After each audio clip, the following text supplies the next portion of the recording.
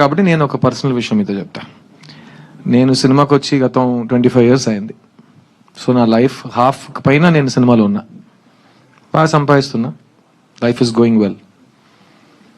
కానీ నేను ఇప్పుడు దాకా ఇందాక ఒక్క ప్రాపర్టీ కూడా కొనలేదు.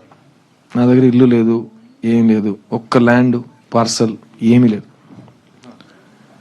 ఫస్ట్ టైం 3 BHK అనే సినిమా యాక్ట్ చేస్తున్నప్పుడు 2 months బ్యాక్ నేను సొంత ఇల్లు కొన్నా. ఎందుకంటే నాకు బాధ్యతలు పెరిగినాయి కదా.